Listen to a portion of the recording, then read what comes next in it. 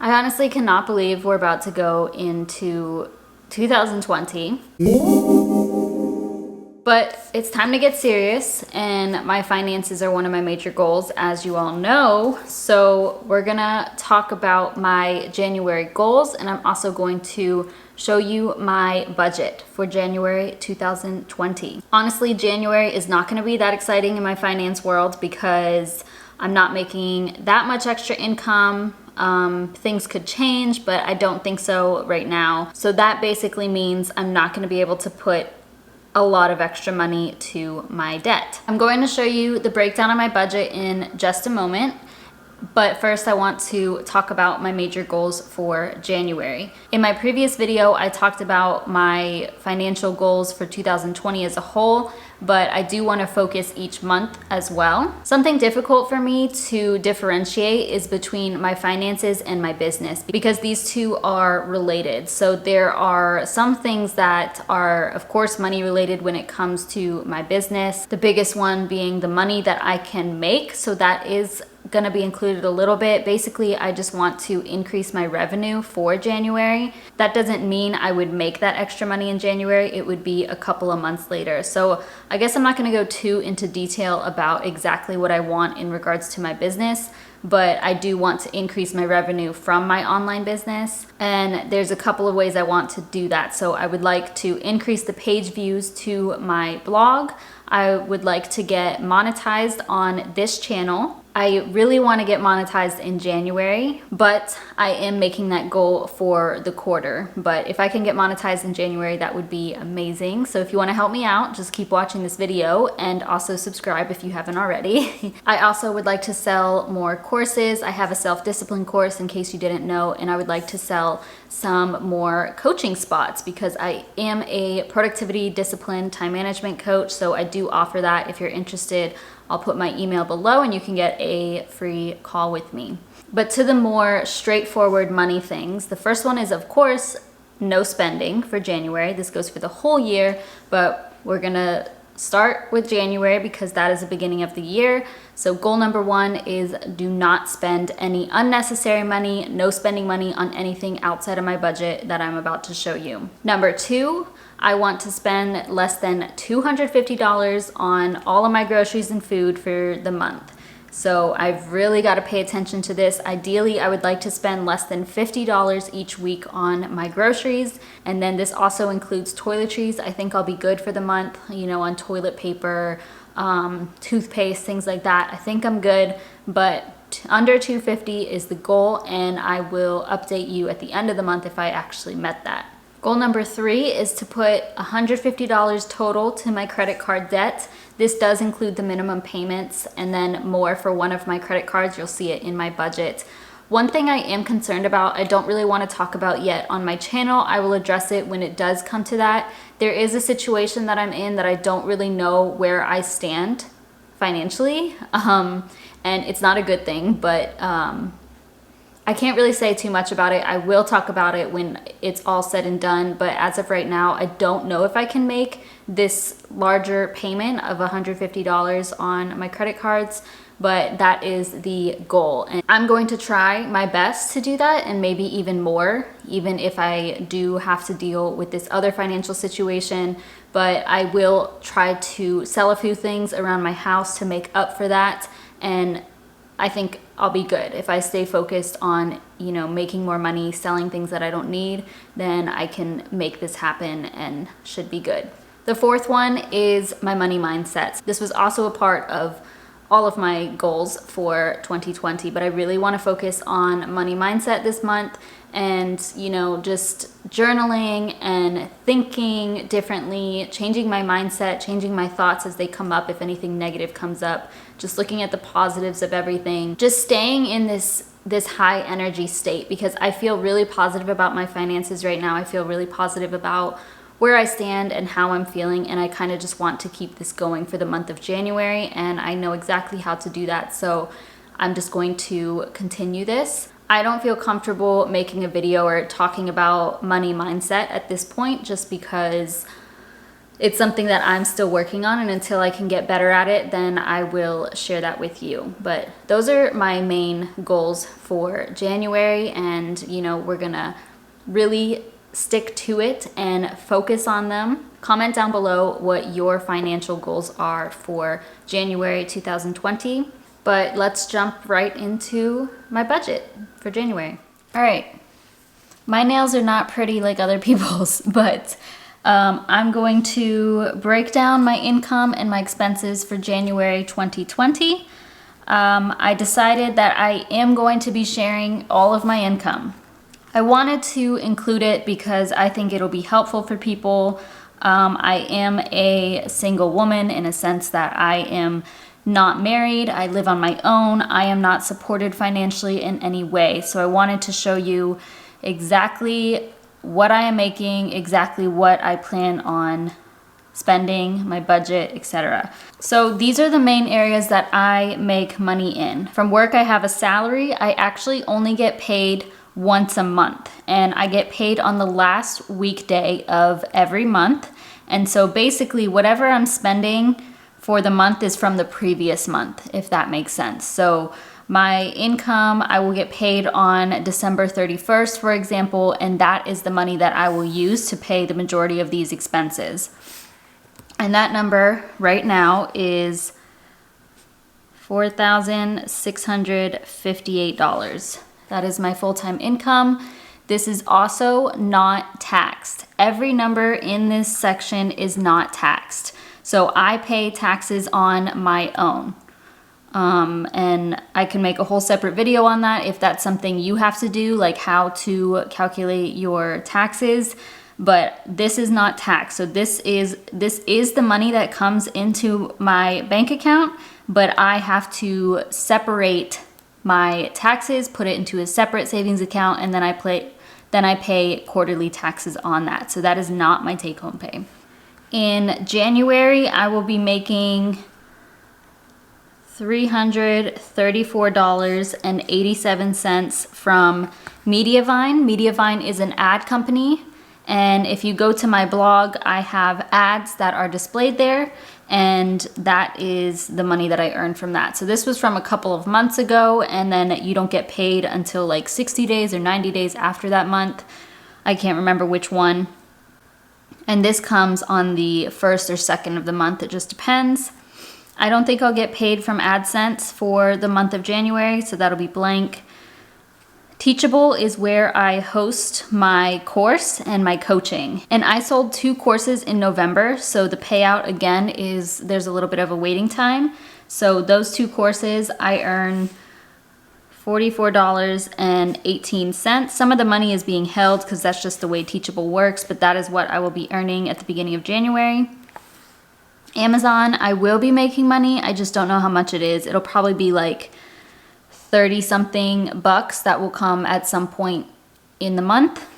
Etsy, I don't know. I don't think I will make anything from Etsy unless I make any sales within the next few days of December, but I don't know yet. So I don't want to total this out right now. I will probably do that at the end of the month or within the month after everything gets kind of processed. But this right here that I've already filled out is about $5,037 pre-tax. So keep that in mind. And now we're gonna break down everything that I will be budgeting for or my expenses. Most of these expenses are fixed, but I will explain them if they need to be explained. The first one, my taxes. I basically save about 28% to 38% of each of these. I don't expect to pay taxes from Amazon earnings because I don't usually make that much from Amazon, but I expect to have to pay taxes, of course, on my full-time job, and then Mediavine and Teachable. So for January, I'm going to put $1,455 into a savings account for my taxes. My rent is $1,316. I also pay renter's insurance, of course, which is $16.66. I have to pay for valet trash. It's so stupid, but I have to. And that is $35 on top of my rent.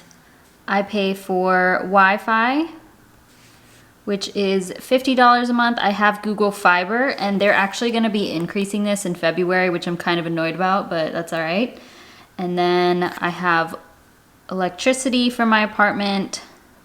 This changes, of course, every month, but I'm gonna say it'll be about $60. And then, of course, as the time comes, I will put the actual. I have to pay water and sewage. I'm gonna say about $40. This is usually lower than that, like 38, 36, it just depends, but I'm gonna put 40 and then we'll get to that later. Okay, some other fixed expenses though are my sinking funds, which you guys know if you watched my no spend video that I will be still contributing to my sinking funds and spending in those areas. So that is $200 a month. My Roth IRA. I know some people don't like to contribute or invest to any sort of investment while they're paying off debt, but I just contribute $100 a month to my Roth IRA because that's what I prefer to do. For food, this is a really important one for me. I want to budget $250, ideally less. If I can get this under $200, that will be a miracle, and we will look out for that at the end of the month, but this is super important for me to work on and to pay attention to, just because I want to, for, you know, just for myself to say that I can budget for my groceries. This includes toiletries as well. So, you know, if I need toilet paper or toothpaste, that's included here, and also for going out to eat. Gas for my car. I don't have a very far commute, but I do drive back to where like my boyfriend lives or my family. So I'm gonna say about $55 a month. So I get gas typically twice a month. For my health in January, it's probably just gonna be for my Ritual multivitamins, which is $32.40. My car is a big payment, $382.55. My student loans are another big payment, $301.14. I'm gonna put insurance because this includes multiple things. This is my dental, vision, and life insurance, and it's the same thing every month. I pay for them all separately, but it's fixed amount, so $147.15.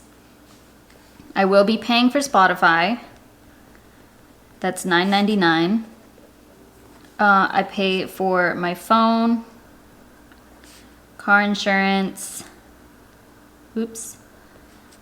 dogs. I transfer this amount of money. It's kind of confusing. My dad pays my car insurance, and then my sister pays my phone bill. But because my dad covers my car insurance, I pay for his phone bill and my stepmom's phone bill because they are about the same thing. And then I give my sister money for the dogs, our dogs.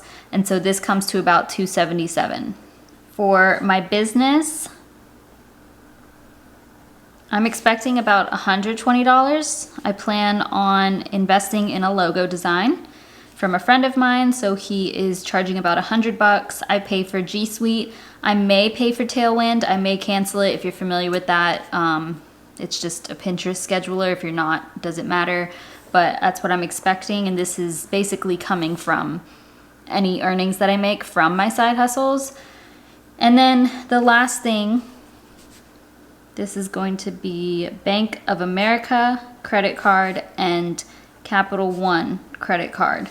I don't know if you can tell yet, but all of this is basically all of my income.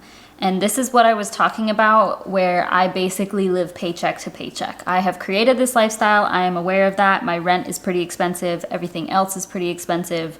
And even my car loan each month is expensive. So At the end of this, I'm basically down to like 100 something bucks. Now, do not worry, I don't keep $0 in my checkings account. There's always a little bit extra in there.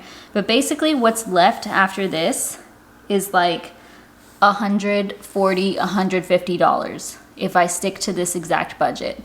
And so I want to divvy that between my 2 credit cards, my balance transfers, and my Bank of America credit card is first in my debt avalanche. And so I want to put 114 to that. And then I'm going to pay the minimum on Capital One, which is 36. And that together is about 150. And like I said, I should be making a little bit more money, and I'm also going to post a couple of things for sale, so I should have even more of a cushion than this, but that's the gist of it. Actually, I forgot one thing. So I am a part of a coaching program with Natalie Bacon. This is $49. Okay. We can add this up. All right, so the total here, I'm going to write it in pencil in case anything gets added or removed. This is $5,046.89. So if you add this up and subtract this, I'm short like 10, 11 bucks. So this is what I'm talking about. This is how I'm basically paycheck to paycheck, but it works, you know? All right, so those are my goals. That is my budget for the month. I hope that by me being open with finances, you can see that this is still possible. And I hope that this empowers you on your journey. If you are also living paycheck to paycheck, you know, just make sure you have your emergency fund in place. Always prioritize that. Make sure your bills are on time and things of that nature. But you can see that I am living paycheck to paycheck, and this has made it really difficult for me. I'm doing this on my own. I live alone. I am not married. And so I really want people to relate to me if they're in that situation, because a lot of the times we see a lot of people paying off debt as a couple, or they live with their family, or they have a really high income, and that is great. That is perfectly okay. Everybody's situation is different. If you can live at home with your parents, or if you're okay with doing that, then go for it. But my situation is a lot like other people's. So with this journey and with this channel, I want to show you that you only have a few options, to be honest. And I want to be very open about that. You either need to change your living situation, or you need to increase your income. You either need to sell your car, or you need to increase your income. Like, there's only one or the other, and I don't want people to, you know, shoot others down because they live with their parents or because their income is so high, because everybody's journey is different, and we all sacrifice things through this journey, and we're all struggling through it, you know.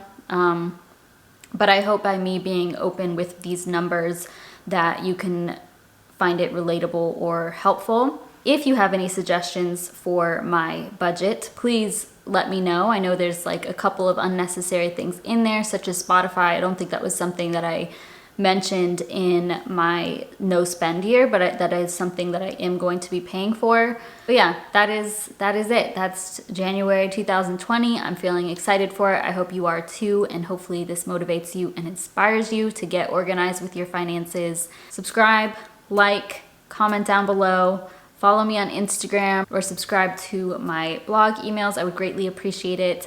Thank you, as always, so much for watching, and I will see you in my next video.